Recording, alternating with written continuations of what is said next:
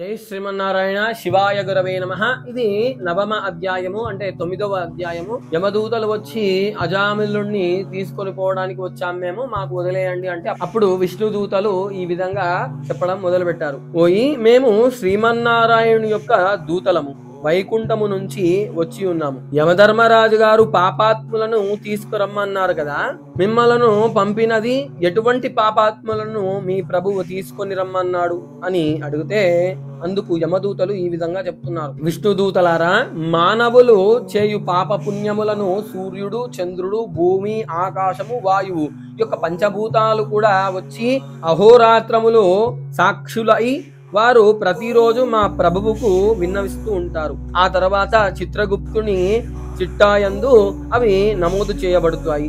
ఆయా మానవులు చేసినటువంటి పాపములు పండి వారు మరణము సమీపించినప్పుడు యమదూతలమైనటువంటి మమ్మల్ని పంపి పాపులను యమపురికి తీసుకొని రావాల్సిందిగా ఆజ్ఞాపింతురు. కులాచారములను విడిచిన వారిని, గోహత్య, బ్రహ్మహత్యాది పాపములు చేసిన వారిని, పరస్త్రీలయందు సంగమించినటువంటి వాళ్ళని, తల్లిదండ్రులను, గురువులను హింసించినటువంటి వారిని, జీవహింస చేసిన వారిని, వడ్డీలతో ప్రజలను పీడించి ధనార్జన చేసినటువంటి వారిని, శుభకార్యములను చెడగొట్ట వారిని, పురాణములను దూషించినటువంటి వారిని మొదలగు వారిని మేము యమపాశముతో బంధించి తీసుకొని పోయి నరకమందు పడేసి వివిధ రకాలైనటువంటి యమయాతలతో యమధర్మరాజు గారు ఆజ్ఞ మేరకు దండింతుము.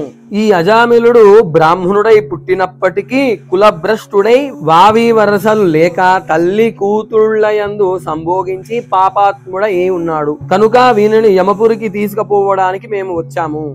ఇట్టి పాపిని మీరెట్లా వైకుంఠానికి తీసుకుపోతారు అని అడగతే అందుకు విష్ణుదూతలు, ఓ యమదూతలారా, ధర్మ సూక్ష్మాలు తెలియక మీరు ఎట్లా అవివేకులై ఉంటారు?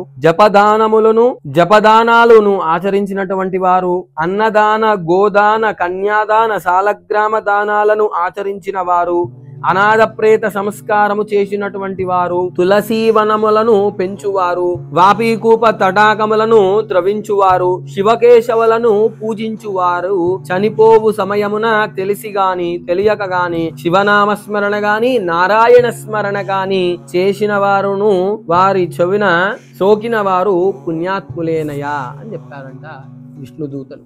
అప్పుడు ఈ అజామిలుడు ఎంతటి పాపములు ఆచరించినప్పటికీ చనిపోవు సమయమున నారాయణ అని స్మరిస్తూ చనిపోయినందున మేము ఇతనిని వైకుంఠమునకు తీసుకుపోవడానికి వచ్చామయా అని పలికారు. అప్పుడు ఆ దూతల సంభాషణము ఆశ్చర్యముతో వినినటువంటి అజామిలుడు విష్ణుదూతలతో, అయ్యా, నా జన్మలో ఎప్పుడూ శివకేశవులని పూజించుట గాని పుణ్యకార్యములను ఆచరించుట గాని నేను చెయ్యలేదు. నా తల్లిదండ్రులను ఏనాడు గౌరవించలేదు. కులభ్రష్టునై ఉన్నాను.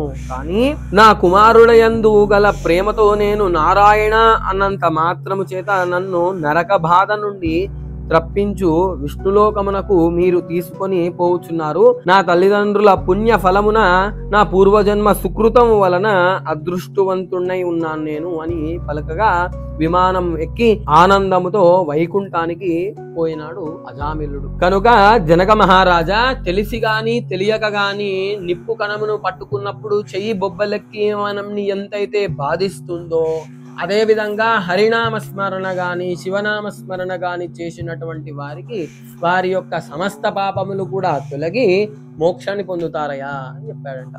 ఇది నవమోధ్యాయము సమాప్తము, అంటే 9వ అధ్యాయము సమాప్తము. జై శ్రీమన్నారాయణ. నా యొక్క ఛానల్ని సబ్స్క్రైబ్ చేయండి, లైక్ చేయండి, షేర్ చేయండి. ఈ యొక్క కార్తీక పురాణాన్ని తప్పకుండా అందరూ కూడా విని ఈ యొక్క కార్తీక పురాణాన్ని తెలుసుకోండి. జై శ్రీమన్నారాయణ. శివాయ గురవే నమః.